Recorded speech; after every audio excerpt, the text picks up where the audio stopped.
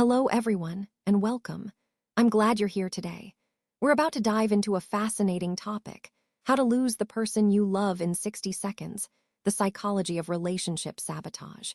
In this presentation, we'll explore the subtle ways our actions can unintentionally harm our relationships and what you can do to understand and prevent that. So, let's get started and uncover the secrets behind relationship dynamics. It's common to assume that relationships fall apart because of big, dramatic mistakes like betrayal, infidelity, or explosive fights. But the reality is often more subtle and insidious. Usually, relationships don't get destroyed in a single moment. Instead, they slowly erode over time through patterns of insecurity, neglect, and self-sabotage. These smaller behaviors can be just as damaging, if not more so, because they chip away at intimacy bit by bit. There's a video called "How to Lose the Person You Love in 60 Seconds" that humorously highlights some of these behaviors, though they're painfully accurate.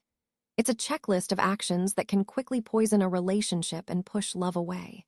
Today, I want to break down these behaviors, bringing in some psychological insight so we can understand why they have such a destructive impact. Recognizing these patterns is crucial, because understanding them is the first step toward preventing erosion and fostering healthier, stronger connections. When we don't trust our partner when they're away, it can really cause damage. Mistrust is like a corrosive force that slowly eats away at the foundation of any relationship. Constant suspicion, whether it's checking their phone repeatedly or interrogating them about where they've been, sends a clear message. I don't believe you, and I don't feel safe with you. And that's a problem because trust is actually the foundation of intimacy. Without it, love struggles to breathe and can become suffocated by paranoia. Interestingly, the very behavior of mistrusting often pushes your partner further away, creating the distance you're afraid of. So, in the bigger picture, building and maintaining trust is essential, not just for feeling secure, but for nurturing a healthy, loving connection. When we obsess over the relationship itself instead of truly living our lives, it can become a problem.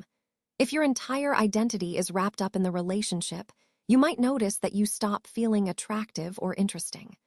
Love really flourishes when both people bring their own value, their own passions and experiences into the partnership. It's about maintaining your individuality. If all your energy is spent overanalyzing your partner's every word or action, it creates unnecessary pressure. Instead of fostering connection, it can actually push people apart. So, the key is to find that healthy balance, invest in the relationship, but also nurture your own life outside of it. That's what keeps love vibrant and genuine. When we constantly criticize our partners, it's like slowly chipping away at their self-worth. It might seem harmless at first, but over time, all that pointing out what they do wrong can turn into a battlefield. Constructive feedback is healthy and necessary, but when it becomes constant criticism, it creates a lot of defensiveness and resentment. Ultimately, love can shift into a place where both partners feel guarded and misunderstood. Now, on a different note, neglecting yourself is equally damaging. When you let go of your hygiene, health, or personal goals, it sends a subconscious message to your partner that you're not worth caring for.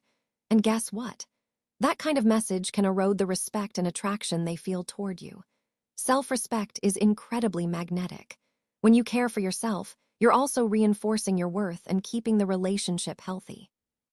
Neglecting yourself not only impacts how you feel about yourself, but can also influence how your partner perceives and values you.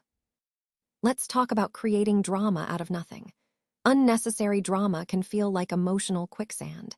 It traps us and makes everything harder.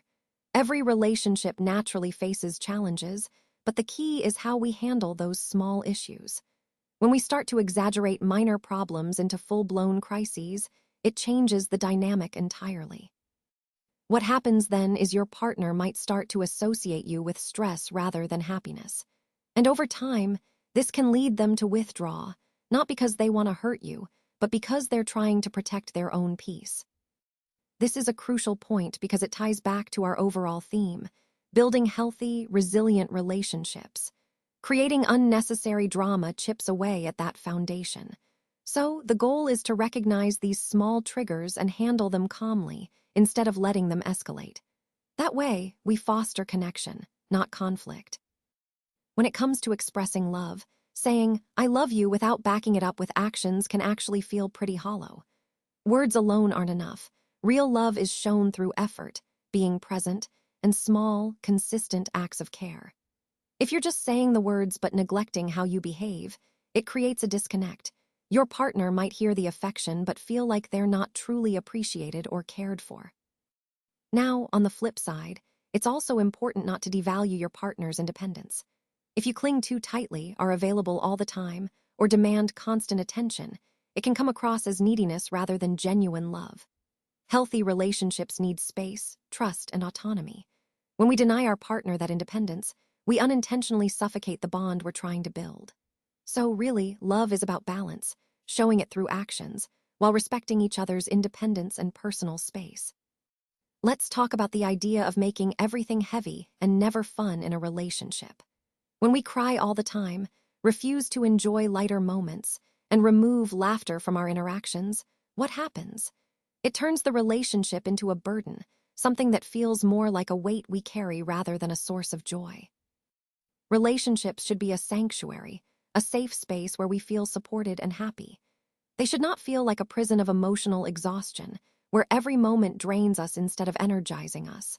Remember, a balance between seriousness and playfulness is essential. Keeping things light and sharing laughter helps us reconnect, stay resilient, and maintain a healthy emotional environment. This ties into the overall theme of nurturing healthy relationships. By preventing them from becoming heavy and overwhelming, we ensure they remain a source of comfort and happiness rather than stress.